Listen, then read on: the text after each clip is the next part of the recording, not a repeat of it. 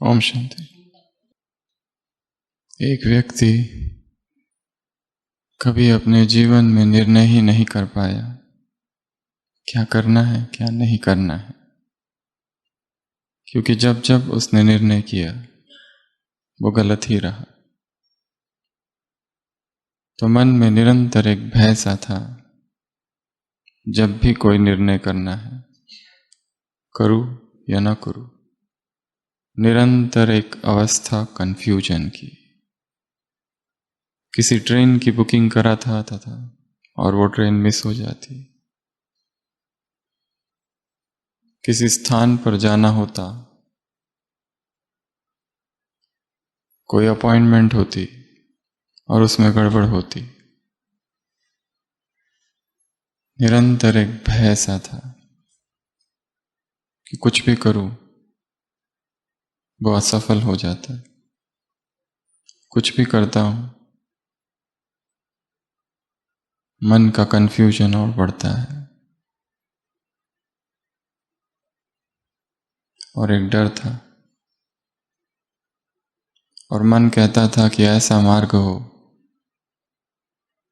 जो बहुत सुविधापूर्ण हो, कोई ऐसा मार्ग मिले जिसमें सब कुछ सहज हो। परंतु ऐसा कभी होता नहीं था। जो कुछ वो करता था उसमें अजीब व गरीब विघ्न आ जाते थे। उसे बिजनेस से कहीं जाना था कि काम के लिए, और वो देखता है कि बस एक ही फ्लाइट है और अब कंफ्यूजन की कोई बात नहीं, कोई ऑप्शंस ही नहीं है। उसे ये देखना है इस बार कि अब क्या होता है, क्योंकि अब वो मेरा डिसीजन नहीं है और वो भक्त टाइप का आदमी है। ईसाई धर्म में मानता है और ईसाई धर्म में बहुत सारे जो संत हुए हैं उनको अपना गॉडफादर समझता है। तो ऐसा ये व्यक्ति उस फ्लाइट में बैठता है और वो एक ही फ्लाइट है और इस बार वो उसका डिसीजन नहीं है। और जैसे ही फ्लाइट चालू होती है और आकाश में उड़ने लगती है, इंजन फेल हो जाता है। तब वो भगवान से कहता है कि हे प्रभु, ये चॉइस मेरी नहीं थी, ये डिसीजन मेरा नहीं था, इस बार तुम्हारा था। और ईसाई धर्म में एक बहुत बड़े संत कवि हुए थे, सेंट फ्रांसिस, और वो उसको मानने वाला था। और वो जोर जोर से मन ही मन चिल्लाता है, saint Francis save me, saint Francis save me, मेरी रक्षा करो, मुझे बचाओ। तो अचानक आकाश से एक हाथ आता है और उसको ऊपर उठा लेता है। परंतु आकाश से एक आवाज फिर आती है, विच सेंट फ्रांसिस? क्योंकि सेंट फ्रांसिस दो है, एक सेंट फ्रांसिस जेवियर और सेंट फ्रांसिस ऑफ एसीसी। तुमने किसको याद किया?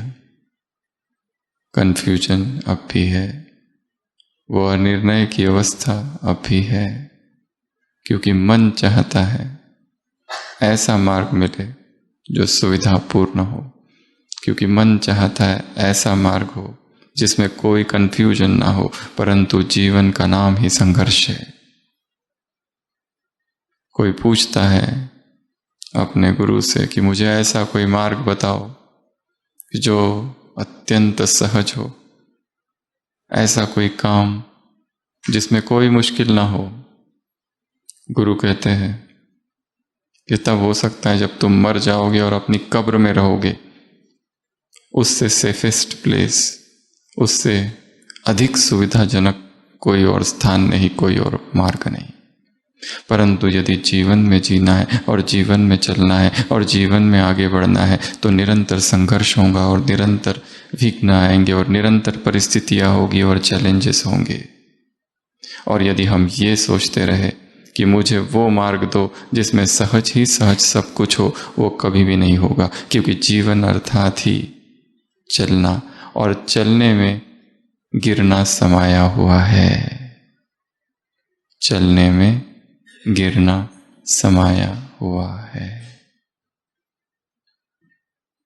और हमारी महानता इसलिए नहीं है कि हम कभी गिरे ही नहीं। महानता इसमें है कि जब जब गिरे फिर से खड़े हो गए। महानता इसमें है कि जब जब पराजय हुई तब तब फिर से दृढ़ता से, फिर से संकल्प से खड़े हो गए और फिर चलना चालू किया। ये हो नहीं सकता कि संसार में मान ही मान हो, अपमान भी होगा। ये हो नहीं सकता कि जीत ही जीत हो, पराजय भी होगी। यदि हम अपनी सभी दादियों को देखें और उनके जीवन को देखें तो उनके जीवन में जो संघर्ष था, जो लड़ाई थी, जो विघ्न थे, जो समस्याएं थी, अगर वो ना होती तो वो ना होते जो हमारे सामने है। गिरने का अनुभव ये हमें आगे बढ़ाता है। अगर निरंतर यही चाह है कि कोई भी चुनौतियां ना आए, भगवान के पास सारे भक्त जाते कहते कि विघ्नों से मुक्त करो, और भगवान जब स्वयं धरती पर आता है तो क्या कहता है? विघ्न आएंगे। उसने ऐसा कभी कहा ही नहीं कि विघ्न नहीं आएंगे। वो खुद ही कह रहा है कि ये सब कुछ होगा, सब कुछ, क्योंकि हर विघ्न हमें शक्तिशाली बनाता है, हर अनुभव हमें आगे बढ़ाता है। केवल किताबी ज्ञान आगे नहीं बढ़ा सकता। जो उसमें पढ़ रहे हैं और जो उसमें हो रहा है, दिख रहा है, वो सब जीवन में होने लगे तब समझना ज्ञान को ठीक ठीक समझा है। इसी को बाबा ने तपस्या कहा है। तपस्या अर्थात किसी स्थान पर चले जाना, किसी जंगल में चले जाना नहीं। तपस्या अर्थात एक ही स्थान पर बैठे रहना नहीं। तपस्या अर्थात भेष बदल देना नहीं। तपस्या अर्थात संकल्प, तपस्या अर्थात व्रत, तपस्या अर्थात प्रतिज्ञा। इन तीन शब्दों का प्रयोग है।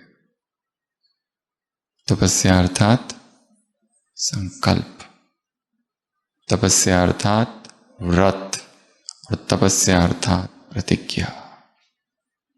और ये सारी क्रियाएं मन में हो रही है। परिस्थितियों से इनका कोई संबंध नहीं। हम स्वयं को इतना ऊपर उठा ले कि बाकी सब कुछ नीचे रह जाए, बिना किसी को कुछ किए हम स्वयं ऊपर उठ गए। अब हमारी कोई कंप्लेंट नहीं किसी के बारे में। तो आज सुबह की अव्यक्त वाणी, तपस्या वर्ष है 91। तपस्या की परिभाषा दी है बाबा ने, और ऐसी हम 10 परिभाषाएं देखेंगे। पर उसके पहले शिवरात्रि। तो कौन किससे मिलने आया है? ऊपर से कोई आया है और नीचे भी कहीं कहीं से कोई आया है और कुछ हो रहा है। आया है वो कौन है? दूरदेशी। और नीचे कौन आए हैं? देशी और विदेशी और दूरदेशी। और कौन आए हैं? कुछ साकार में आए हैं तो कुछ आकार में आए हैं। और हर एक के मस्तक पर क्या चमक रहा है? भाग्य का पद्मा पदम, भाग्य का सितारा। भगवान की आत्मिक दृष्टि है, वो सबको उस नजर से देखता है। वो वर्तमान में किसके क्या संस्कार है वो नहीं देखता। उसमें और हम में यही अंतर है। हम ये देखते हैं कि वर्तमान किसके क्या संस्कार चल रहे हैं, और वो क्या देखता है, आदि और अनादि संस्कार। वो देखता है ये आगे क्या बनने वाले हैं, इसलिए वो डिस्टर्ब नहीं होता। जैसे ही वर्तमान संस्कार देखो तो क्या हो जाता है, डिस्टरबेंस चालू। तो वो ऊपर से आया है, कोई दूर से आए, कोई नजदीक से आए है, कोई साकार में, कोई निराकार में, सबके मस्तक पर तिलक है। और किस लिए आए हैं, मनाने। मनाना अर्थात बनना, समान। इस पर्व के लिए 3 शब्दों का प्रयोग किया है बाबा ने। एक, ये जयंती है, दूसरा ये रात्रि है, और तीसरा बर्थडे। पहला जयंती, कौन सी जयंती, शिव जयंती। कौन सी जयंती, परमात्मा जयंती। कौन सी जयंती, अलौकिक जयंती। ये रात्रि है, कौन सी रात्रि, महाशिवरात्रि। परिभाषा, अंधकार को मिटाए, अंधकार को मिटाए, यथार्थ को के प्रकाश को प्रज्वलित करना। कहां पर, हृदय में। हृदय के अंधकार को मिटाना और हृदय में यथार्थ को, यथार्थ के प्रकाश को प्रज्वलित करना, अर्थात शिवरात्रि। और ये शिवरात्रि निरंतर होती रहे, निरंतर वो प्रकट होता रहे, निरंतर वो प्रकट हुआ ही हो। किसी मुरली में बाबा ने कहा है, अंधेरा कब होता है, जब सूरज डूब जाता है। यदि सूरज डूबे ही ना तो अंधेरा ही नहीं होगा। वैसे ही तुम्हारे हृदय में यदि ज्ञान सूर्य डूबे ही ना तो हृदय में कभी अंधकार हो ही नहीं। और जब अंधकार होता है तो कुछ भी नहीं दिखाई देता है। ज्ञान है, नेत्र है, परंतु दिखता नहीं। प्रकाश भय को दूर करता है, अंधकार भयभीत करता है। अंधकार में डर है, डराता है बहुत, कुछ दिखाई नहीं देता। तिमिरानंद, हृदय में तिमिर है, अज्ञानंद तिमिरांधस्य, अज्ञान का अंधकार, यह सबसे बड़ा अंधकार है। इसके लिए निरंतर एक ही प्रयत्न हो, कौन सा, प्रकाश को लाने का। और प्रकाश केवल आएगा ज्ञान से। तो शिवरात्रि अर्थात अंधकार को मिटाना और यथार्थ के प्रकाश को प्रज्वलित करना हृदय में। क्योंकि अंधकार कमजोर बनाता है, अंधकार विकारों को आकर्षित करता है। अंधकार में अकेलापन है, और जब व्यक्ति अकेला हो जाता है तो उसे भरने की कोशिश करता है, और उस अकेलेपन में भगवान से भरना मुश्किल है। वो संसार से उसको भरता है, और जितना अधिक संसार से भरता है वो वो अंधकार और बढ़ता है, वो अकेलापन और बढ़ता है। इसलिए शिवरात्रि अर्थात प्रकाश को लाना। तो शिवरात्रि और तीसरा बर्थडे, क्योंकि दोनों ही साथ साथ अवतरित हुए हैं, और बाप और दादा साथ साथ अवतरित होते हैं, अकेले नहीं। तो ये 3 शब्दों का प्रयोग है इस पर्व के लिए। ये तुम्हारा जन्मदिन भी है, ये जयंती भी है, और ये महाशिवरात्रि है। महा क्यों, महा क्यों, महा क्यों, महासंकल्प करते हो, महान संकल्प करते हो। कौन सा, कौन सा, पवित्रता का, विश्व को श्रेष्ठ महान बनाने का। अर्थात पवित्रता सबसे महान संकल्प है, सबसे बड़ा व्रत है, सबसे बड़ी प्रतिज्ञा है। एक है प्रतिज्ञा की जयंती, एक है प्रत्यक्षता की जयंती। तो हर दिन अंधकार को मिटाते रहना, हर दिन इस प्रतिज्ञा को और दृढ़ करना। और फिर बाबा आए तपस्या पर। तो इस मुरली में तपस्या की कुछ परिभाषाएं दी है, और सबसे पहली परिभाषा यही है, व्रत, संकल्प और प्रतिज्ञा। दूसरा, तपस्या अर्थात दृढ़ता और एकाग्रता। तपस्या की ये परिभाषा है कि जो भी विचार आ रहे हैं वो संकल्प बन जाए और संकल्प दृढ़ हो जाए, और उस दृढ़ संकल्प में क्या भर जाए? एकाग्रता। बिखरे हुए विचार और बिखरे हुए संकल्प फलीभूत नहीं होते। और किस अवस्था में संकल्प किया गया और किस स्थान पर बैठकर संकल्प किया गया। एक है मधुबन में किया हुआ संकल्प और अमृतवेला किया हुआ संकल्प, और ब्राह्मणों के बीच किया हुआ संकल्प और भट्टी के अवसर पर किया हुआ संकल्प, और मन की निर्विकार अवस्था में किया हुआ संकल्प। कितनी पावर होगी उसमें। तो सभी मधुबन में है इस समय, इसलिए अत्यंत शुद्ध संकल्प करने हैं, क्योंकि कर्मों का बीज संकल्प है। कर्म बिगड़ गए क्योंकि संकल्प बिगड़ गए थे। अब अमृत वेला, नए संकल्प करने। तो सबसे पहली परिभाषा, एक व्रत, एक संकल्प और एक प्रतिज्ञा। दूसरा, तपस्या अर्थात उसमें दृढ़ता भरना। और दृढ़ता कैसे भरेंगे? दृढ़ता कैसे भरेंगे? संकल्पों में, उसको बार बार रिवाइज करके। दृढ़ता कैसे भरेंगे? उसकी प्लानिंग बनाकर। दृढ़ता कैसे भरेंगे? सोचकर कि इसमें क्या क्या विघ्न है और उन विघ्नों को कैसे हटाऊं। तीसरा, तपस्या अर्थात योगी जीवन। 1 घंटे के योगी नहीं, 2 घंटे की नहीं, 6 घंटे की नहीं, 6-7 घंटे और 8 घंटे के नहीं, निरंतर, सतत।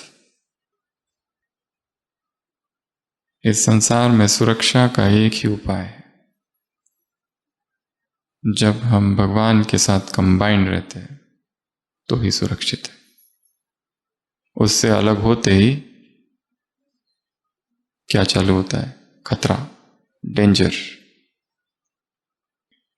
असंख्य आत्माएं हैं संसार में, किसके साथ कौन सा हिसाब है हमें पता नहीं, परंतु हमारी स्थिति ऊपर रहे, वो सब नीचे होते रहेगा। हम अस्पर्शित, अनटच्ड। और यह तभी होगा जब निरंतर मन ज्ञान में रमन करता रहेगा। तो तपस्या अर्थात जीवन। तपस्या अर्थात जीवन। जब हम कमरे में हैं और अकेले हैं और कोई भी हमें नहीं देख रहा, तब हम जो कर रहे हैं वो हमारा चरित्र है। जब हम अकेले हैं और कोई सेवा नहीं कर रहे, कोई सेवा कर रहे और देखने वाला, निगरानी करने वाला कोई भी नहीं है, कुछ कहने वाला कोई नहीं है, तब हम क्या कर रहे हैं और किस भाव से कर रहे हैं, वो तपस्या है। तपस्या अर्थात ये जीवन है। 1 घंटा, 2 घंटा, 3 घंटा, 4 दिन नहीं। तपस्या की शुरुआत है, अंत नहीं है। स्टार्टिंग पॉइंट है, एंड पॉइंट नहीं है। जब तक जीवन है तब तक तपस्या है, तब तक योगी जीवन। तो तपस्या अर्थात जीवन। चौथा, तपस्या अर्थात पास। कितने प्रकार के पास बताए? 3 कि 6? पास, फुल पास और पास विथ ऑनर। और पास होना, पास करना और पास रहना। किस में पास? ज्ञान, शक्ति, संबंध, संस्कार, स्वभाव। बाबा ने कहा है जो भी विघ्न आएंगे उनको क्या समझना है? पेपर। ये पेपर है और उसमें मुझे पास होना है। और एक संकल्प इसमें ऐड कर देना है कि इसके पहले भी हमारे जीवन में बहुत से पेपर आए हैं, ये पहला पेपर नहीं है, और उन सभी पेपर्स में हम पास हुए थे। तो पास होने का अनुभव हमारे पास है। और जीवन में अब तक जितनी परिस्थितियां आई, जितने बड़े बड़े पेपर्स आए, उसके सामने ये पेपर बहुत छोटा है, बहुत छोटा। हमने इससे बड़े बड़े पेपर पास किए, और इस ब्राह्मण जीवन में नए नए पेपर आएंगे। वो पेपर आएंगे जिसका हमने कभी सोचा नहीं था।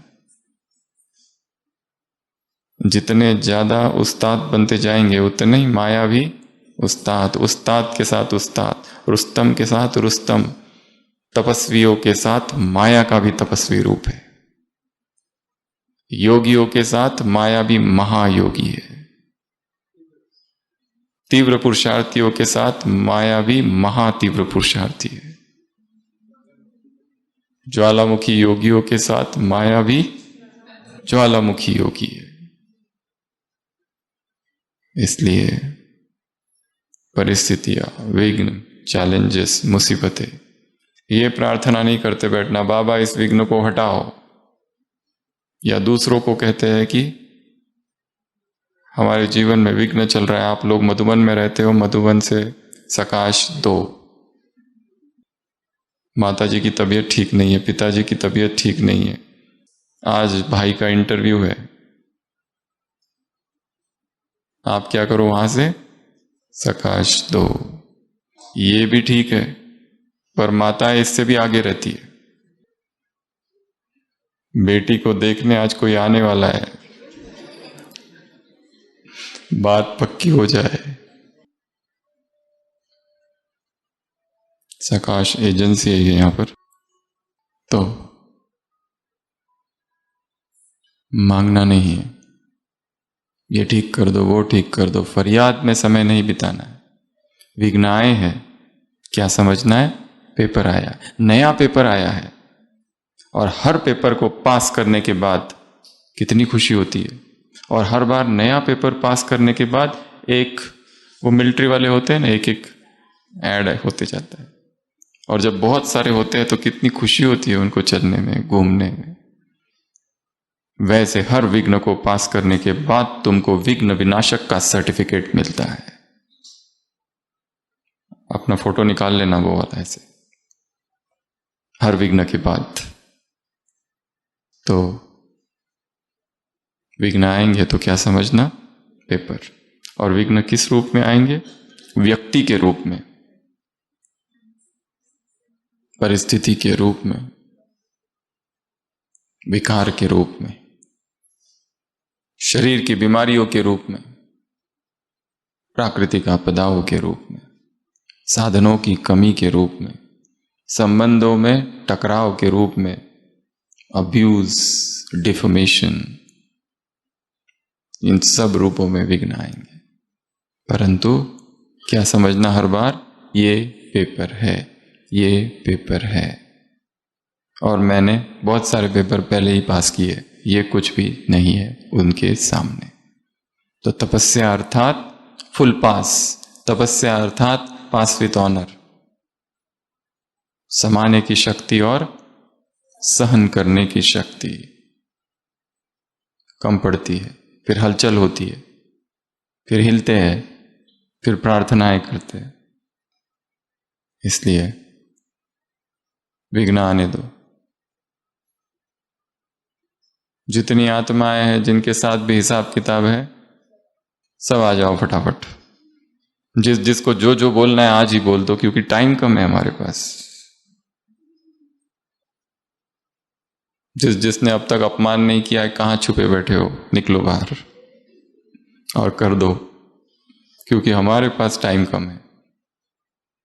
सारे विघ्न खेल है, आ रहे जा रहे, अनित्य है, से डरना नहीं है।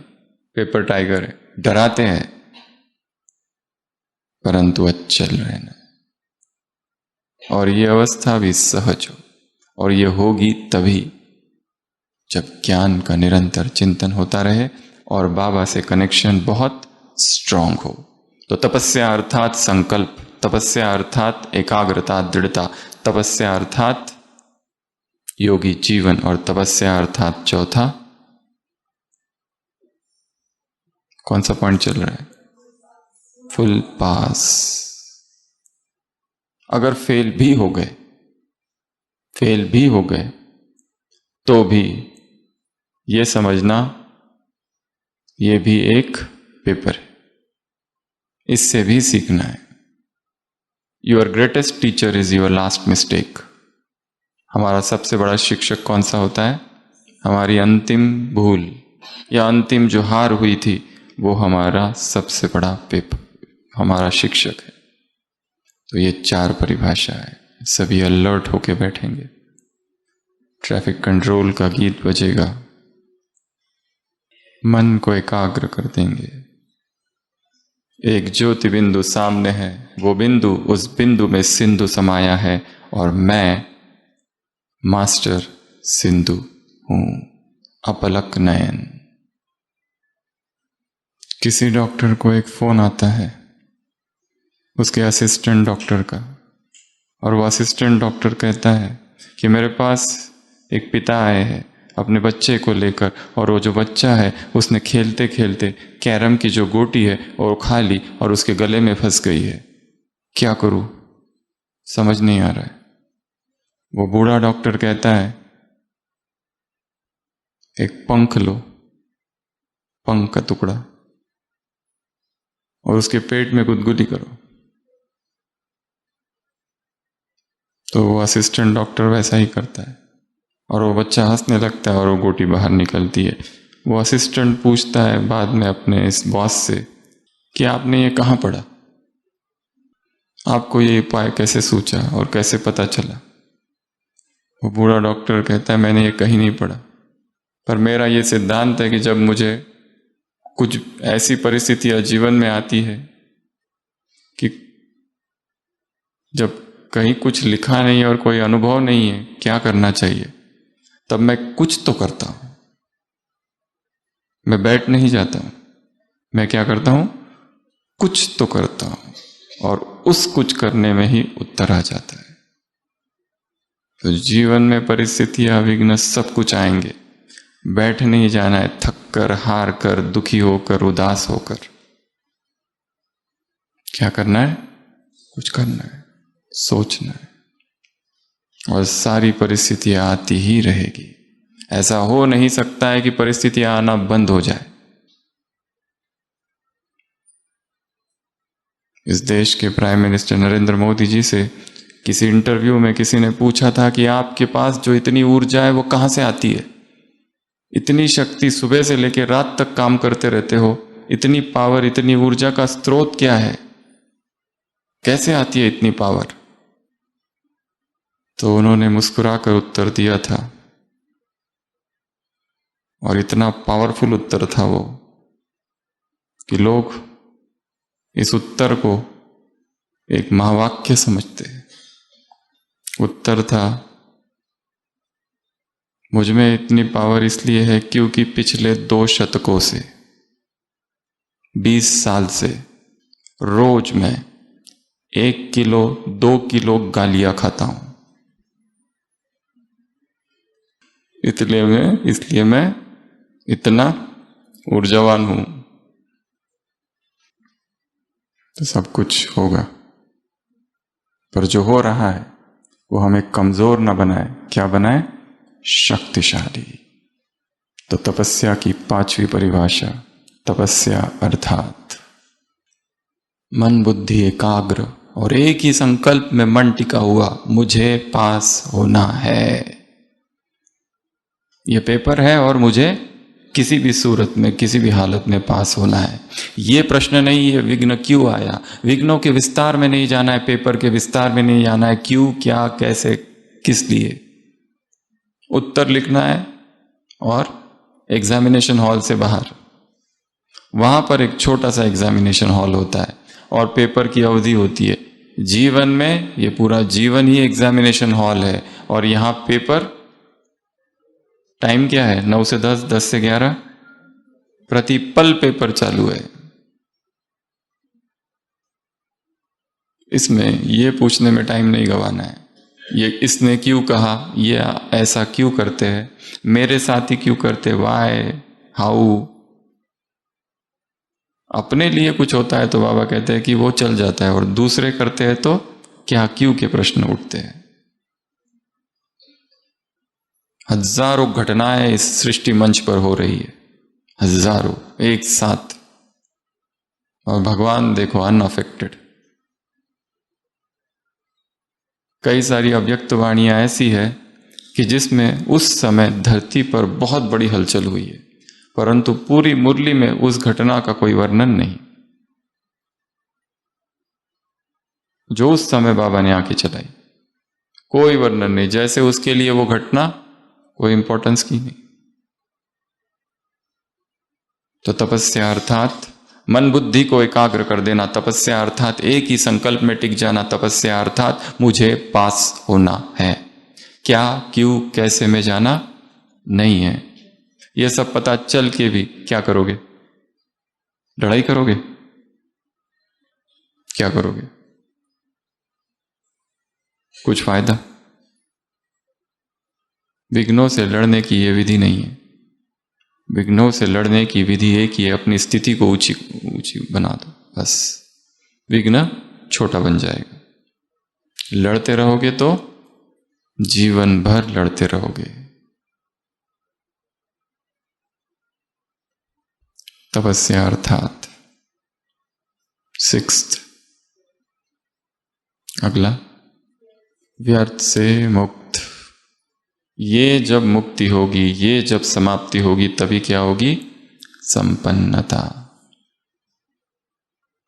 तपस्या अर्थात व्यर्थ से मुक्त।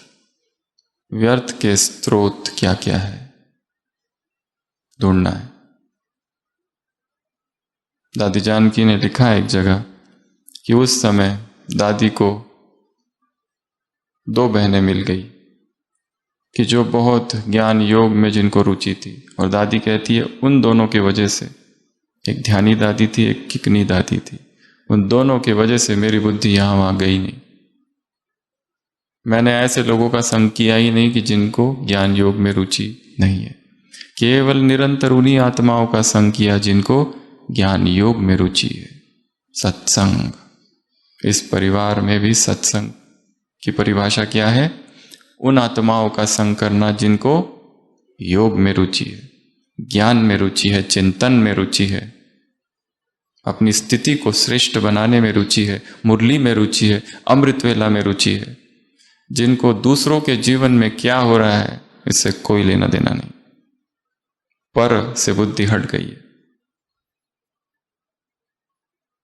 यह कुसंग है जो आत्मा को तेज गति से गिराता है, क्योंकि बुद्धि फिर दूसरी आत्माओं के चिंतन में लग जाती है, और फिर जहां पर है वहां स्व समाप्त होता है और भगवान से दूरी बढ़ जाती है।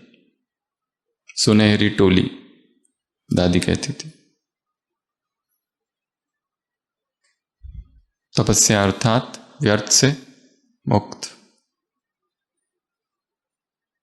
अगला तपस्या अर्थात कल्याणकारी। तपस्या अर्थात कल्याणकारी। शिव क्या है? कल्याणकारी। कल्याणकारी दृष्टि, वृत्ति, कृति, भावना। कोई हमारा कल्याण करता है, कोई हमारा हित करता है, हम उसका हित करते या उसका हित कल्याण करते, इसमें कोई बड़ी बात नहीं है। तो संसार में भी करते हैं। हम कौन है? जो हमारा अकल्याण कर रहा है उसका भी कल्याण करना। यह बहुत ऊंची अवस्था है। क्षमा, मुरली में आया ना, शिक्षा कैसे दो? क्षमा। क्षमा का सागर बन जाओ, क्योंकि जो भी आत्माएं हैं अनजान है, परवश है, उन्हें पता नहीं वो क्या कर रही है। जीसस क्राइस्ट को सूली पर चढ़ाया गया, एक पल के लिए उसके मन में संकल्प आता है, हे प्रभु तूने मेरे साथ क्या कर दिया ये, और दूसरे क्षण वो समझ जाता है कि ना, thy will shall be done, जो तूने किया वही सत्य है, ऐसा ही होना चाहिए, समर्पित कर दिया। जैसे ही मन में द्वंद्व हुआ, एक पल के लिए उसके भी मन में दुख आ गया कि मेरे साथ ही ऐसा क्यों होता है, मैंने क्या किया है, वाई मी। परंतु दूसरे क्षण इस व्यर्थ से वो मुक्त हो गया और दिखाया है, वो कहता है Lord pardon me, thy will shall be done, हे प्रभु मुझे क्षमा कर, राजी तेरी रजा में। तो तपस्या अर्थात व्यर्थ से मुक्त, तपस्या अर्थात कल्याणकारी, तपस्या अर्थात क्षमा दान देने वाले, तपस्या अर्थात उनको भी दुआएं देने वाले, तपस्या अर्थात शुभ भावनाएं शुभकामनाएं रखने वाले, सहयोग देना है। अगला नेक्स्ट, तपस्या अर्थात ड्रामा के राज को जानने वाले। जो नहीं जानते हैं वो नाराज होंगे, किससे? व्यक्तियों से और दृश्य देखकर। परंतु जो जान गए हैं कि ड्रामा में जो भी घटनाएं घट रही है उनके पीछे बहुत गहरा राज है और वो हमें नहीं दिखाई दे रहा है क्योंकि हम एक दृष्टि से देख रहे। यदि त्रिकाल दृष्टि से देखे तो पता चलेगा जो कुछ भी हो रहा है परफेक्ट हो रहा है, ऐसा ही होना चाहिए। जो संसार के लिए अप्यारी है वो तुम्हारे लिए प्यारी है। कितना अच्छी सेंटेंस है मुरली में। जो संसार के लिए अप्यारी घटना है वो तुम्हारे लिए प्यारी है। इस ड्रामा को साक्षी होकर देखते रहो। जैसे ही हम इन्वॉल्व हो जाते साक्षी भाव समाप्त होता है और इन्वॉल्वमेंट में दुख है। इसके लिए फिजिकली भी डिटैच होने का अभ्यास करना है। कई लोग केवल अपना घर और ऑफिस, घर और ऑफिस, घर और ऑफिस, या घर में ही रहते हैं। थोड़ा घर से बाहर निकलो, ऐसे स्थानों पर जाओ जहां प्राकृतिक सौंदर्य है। छत पर जाओ, बगीचे पर जाओ, नदी किनारे, पहाड़ों पर। फिजिकल एनवायरनमेंट से भी डिटैच होना है। Physical detachment, psychological detachment, emotional detachment. वो डिटैचमेंट आने के बाद ही साक्षी भाव आता है। कई सारे लोग जो कथाएं लिखते हैं, फिल्म की कथा है, वो जो डायरेक्टर, वो स्क्रिप्ट राइटर, वो क्या करते हैं? जब भी उन्हें नई फिल्म बनानी होती है वो किसी दूसरे देश में चले जाते हैं जहां का टाइम जोन अलग है। पूरा इस नगरी से, मुंबई से टोटली डिटैच हो जाते हैं। वो कहते हैं उस स्थान पर जाकर हम अपनी पूरी कहानी को मोड़ दे सकते हैं, क्योंकि new zone, new time, new dimension, सब कुछ अलग। तो ड्रामा को यदि साक्षी होकर देखना है तो क्या करना पड़ेगा? डिटैच्ड, फिजिकली भी डिटैच्ड, अगर हो सके तो बीच बीच में कहीं जाओ, बैठो, एकांत में चिंतन। तो तपस्या अर्थात ड्रामा को साक्षी होकर देखने वाले। अगला, तपस्या अर्थात निर्भय ज्वाला स्वरूप। तपस्या की क्या परिभाषा है? तपस्वी निर्भय होता है। जब हमने स्वीकार ही कर लिया है कि मुझे खतरों से ही लड़ना है, डरपोक वाला रास्ता मेरा रास्ता नहीं है। हमारा रास्ता कौन सा है? क्रांति का। खतरे ही खतरे जिसमें, विघ्न ही विघ्न है, बाधा ही बाधा है, यही मार्ग है। तो बाबा ने कहा तुम पहले से ही मरे हुए हो। वो लोग डरते हैं मरने से, तुमको कैसा डर? क्या होगा ज्यादा से ज्यादा? What is the worst? ये सोचना कि सबसे वर्स्ट पे वर्स्ट क्या होगा। मर ही जाएंगे ना, कि और भी कुछ होगा? कुछ नहीं होगा। आगे बढ़ते जाओ, आगे बढ़ते जाओ। एक कवियत्री ने कविता लिखी है छोटी बच्ची की। वो छोटी बच्ची को डराया जाता है, वहां मत जाना, वहां मत जाना, वहां ना जंगल है, वहां वो राक्षस है, तुमको खा जाएंगे। छोटी सी बच्ची है, उसको डरा दिया जाता है। वो बच्ची लिखती है फिर भी मैं गई, and I met none but angels. पर जाते जाते मुझे फरिश्तों के अतिरिक्त और कोई भी नहीं मिला। मुझे तो ऐसे ही डरा के रख दिया था। और यदि विघ्न आए भी तो एक एक विघ्न हमें पावरफुल बना देगा। तो तपस्या अर्थात ज्वाला स्वरूप, तपस्या अर्थात निर्भय, और लास्ट तपस्या अर्थात ट्रस्टी।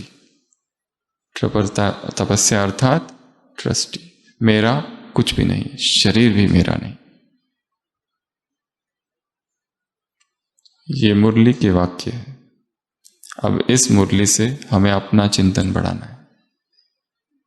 ये थियरी थी, अब ये जीवन है, ये मेरी दिनचर्या है। अमृत वेला, मुरली, कर्मयोग, भोजन, संबंध, नुमाशाम का योग, रात्रिचर्या, इसमें मुझे तपस्या को कैसे लाना है, कैसे इंक्लूड करना है। एक लिस्ट बनानी है कि कौन कौन सी ऐसी गहरी चीजें हैं जो मुझे भयभीत करती है, कराती है, जिससे डर लगता है। जैसे बीमारियां, शरीर की बड़ी सी बीमारी का एकदम से अचानक डायग्नोसिस। हम देखते हैं पेशेंट्स आते हैं जनरल चेकअप के लिए और अचानक पता चलता है कि एक गांठ है, बस चिंता चालू। फिर गांठ का इन्वेस्टिगेशन होते होते कुछ मास और उसमें पता चलता है कैंसर, और वो फैल चुका है,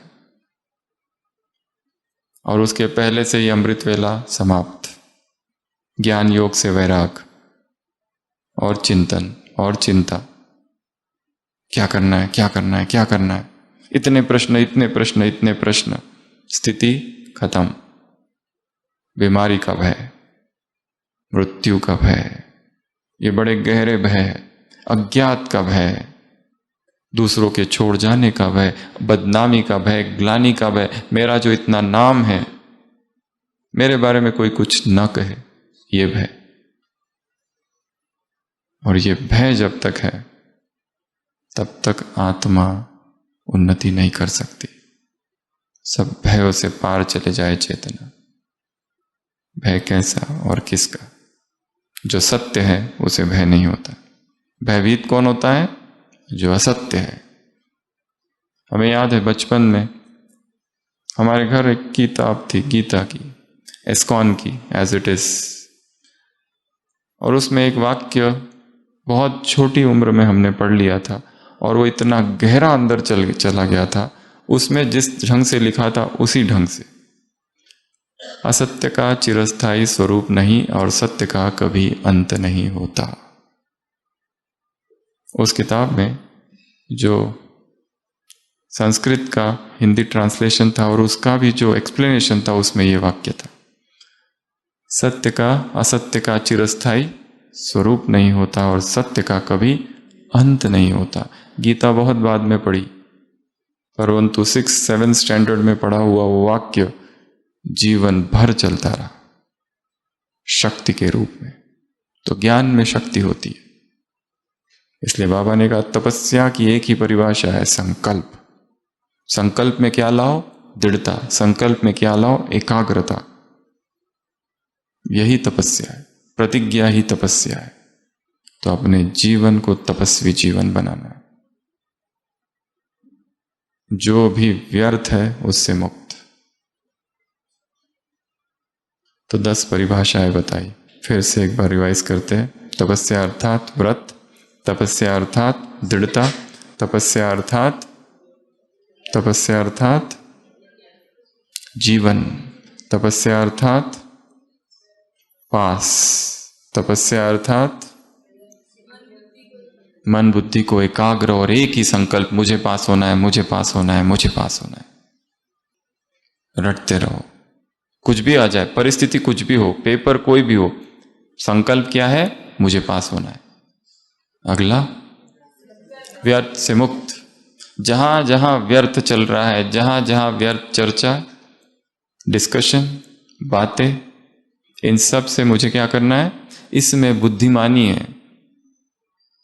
एक हाथी जा रहा है, एक पुल है, और उधर से एक गधा जो अभी अभी कीचड़ में नहाकर आ रहा है। पुल है, इधर से हाथी, इधर से गधा। वो गधा चैलेंज करता है हाथी से, हिम्मत है तो मुझसे लड़। और सारे जंगल के प्राणी देख रहे हैं, और हाथी टर्न पीछे पीछे जाके भाग जाता है। और ऐसी घटना, इंटरेस्टिंग घटना है, जंगल में तेजी से फैलती है। सारे प्राणी आते हैं और हाथी से कहते हैं, आप डर गए उस गधे से? वो कहता है, हाथी कहता है, उसने चैलेंज किया ना, अगर मैं उसको हरा दूं तो कोई बड़ी बात नहीं है, अगर पर वो मुझे हरा दे तो बड़ी बात होगी। पर इससे भी महत्वपूर्ण ये है कि मैं स्वच्छ हूं, वो गंदा है, उससे लड़कर मुझे गंदा नहीं होना है। बहादुरी की बात नहीं है यहां कि मैं देखता हूं क्या करते हैं, इसने मुझे ये किया, मैं लड़ता हूं। लड़ना ये महत्वपूर्ण बुद्धिमानी नहीं है। बुद्धिमानी क्या है? स्वयं को क्लीन रखना। अगला, तपस्या अर्थात कल्याणकारी, सबके कल्याणकारी। बाबा ने कहा रावण जैसी भी कोई आत्मा हो फिर भी कल्याणकारी, जो सबका अपमान करते हैं फिर भी उसका सम्मान करना, ये योगी का लक्षण है। क्षमा, मास्टर क्षमा सागर, मास्टर सिंधु। अगला, तपस्या अर्थात ड्रामा को साक्षी होकर देखना। ड्रामा की जितनी पॉइंट्स याद है एक डायरी पर नोट करके रखना है। अपना जो टेबल है, डेस्कटॉप है, जो भी है, या घर पर एक दिन में एक बार उसको रोज पढ़ना। ड्रामा कल्याणकारी है, ड्रामा रिपीट हो रहा है, ड्रामा 5000 साल का है, ये ड्रामा में जो हो रहा है वही सत्य है, ड्रामा न्यायकारी है, ड्रामा विविधतापूर्ण है, ये ड्रामा में सभी निर्दोष है, संपूर्ण निर्दोष है। ये ड्रामा को साक्षी होकर देखने वाले ही अचल अडोल रह सकते हैं। बाप को ड्रामा पसंद है तो तुम्हें भी ड्रामा पसंद आना चाहिए। बाप को ड्रामा का हर एक्टर पसंद है तो तुम्हें भी पसंद आना चाहिए। ड्रामा एक्यूरेट है, ड्रामा परफेक्ट है, अविनाशी है, नथिंग न्यू। ये सारी पॉइंट्स एक जगह लिख के रखो और हर दिन 24 घंटे में 1 या 2 बार मन में रिवाइज करो कि ये खेल चल रहा है। Comedy show, Mickey mouse. अगला, निर्भय और ज्वाला स्वरूप। बाबा ने आग का उदाहरण दिया ना, आग बुझनी नहीं चाहिए, जलती रहे। और प्रज्वलित रखने के लिए क्या करना पड़ता है? आग को लकड़ी से वैसे से कुछ कुछ करते रहना पड़ता है, नहीं तो बुझ जाती है। फूंक मारते रहना पड़ता है बीच बीच में, लकड़ी इधर उधर करते रहना और ईंधन डालते रहना, तो आग कभी बुझेगी नहीं। लगन की अग्नि है ये, तप की अग्नि है, निरंतर जलती रहे। अगला, ट्रस्टी, मेरा कुछ भी नहीं है। ओनरशिप को हटा देना है। ये गाड़ी, ये घर, ये बच्चे, ओनर हम नहीं है, हमको दिया गया है रखने के लिए, संभालने के लिए। कुछ भी है, मैं ओनर नहीं हूं। नॉन ओनरशिप, मालकियत से मुक्त अर्थात ट्रस्टी। ऐसे ऐसे ऐसे स्नेही आत्माओं को, ऐसे दूर देशी और विदेशी आत्माओं को, ऐसे परमात्मा जयंती मनाने वाले अर्थात बनने वाले आत्मा, बाप समान बनने वाली आत्माओं को, ऐसे श्रेष्ठ भावना वाली आत्माओं को, ऐसे पदम भाग्यशाली आत्माओं को, ऐसे जिनके मस्तक पर तिलक है, ऐसी आत्माओं को, ऐसे सितारा चमक रहा है, ऐसे अष्ट शक्तिधारी आत्माओं को, समय पर शक्तियां को यूज करने वाली आत्माओं को, ऐसे जैसी परिस्थिति, जैसा समय वैसी ही अपनी स्थिति बनाने वाली आत्माओं को, ऐसे फरिश्ता आत्माओं को, ऐसे व्यर्थ से मुक्त, ऐसे कल्याणकारी आत्माओं को, क्षमा करने वाली आत्माओं को, ऐसे ट्रस्टी आत्माओं को, ऐसे एक संकल्प में स्थित रहने वाली आत्माओं को, ऐसे एक प्रतिज्ञा में रहने वाली आत्माओं को, ऐसे एकाग्र और दृढ़ता में स्थित रहने वाली आत्माओं को, ऐसे 6 पास, 6 पास, पास होने वाली, पास करने वाली, पास रहने वाली आत्माओं को, फुल पास होने वाली आत्माओं को ऐसे क्षमादान दे दिया, ऐसे शिव जयंती मनाने वाली आत्माओं को, और शिवरात्रि अर्थात भीतर के अंधकार को समाप्त करने वाली आत्माओं को और यथार्थ के प्रकाश को प्रज्वलित करने वाली आत्माओं को ऐसे होलीएस्ट और हाईएस्ट आत्माओं को, संसार की होलीएस्ट चुने छिपे हुए थे कहां पर? मिट्टी में बाप ने तुम्हें चुना है। हीरो को हीरे तुल्य जीवन बनाने वाली आत्माओं को, हीरो से खेलने वाली आत्माओं को भविष्य में ऐसे पवित्रता का व्रत से संसार को भी श्रेष्ठ महान बनाने वाली आत्माओं को ऐसे अकल्याणी का भी कल्याण करने वाली आत्माओं को, वो चाहता है कि उसका कल्याण ना हो पर जबरदस्ती उसका कल्याण करने वाली आत्माओं को ऐसे नाराज ना होने वाली आत्माओं को, कभी भी रूठना, रूसना, रोना, फरियाद करना, बाबा ये कर दो वो कर दो, रोना प्रूफ आत्माओं को, सदा बाप के साथ कंबाइंड इस स्लोगन में स्थित रहने वाली आत्माओं को, ड्रामा के हर सीन को न्यारा प्यारा होकर देखने वाली आत्माओं को, और जो संसार जिसे अप्यारा कहता है उसे प्यारा कहने वाली आत्माओं को, एक बार मर जाने वाली आत्माओं को, बार बार नहीं जिंदा सर्व के सबको सहयोग देने वाली आत्माओं को बाप दादा का याद प्यार, गुड नाइट और नमस्ते। हम रूहानी बच्चों की रूहानी बाप दादा को याद प्यार, गुड नाइट और नमस्ते। ओम शांति।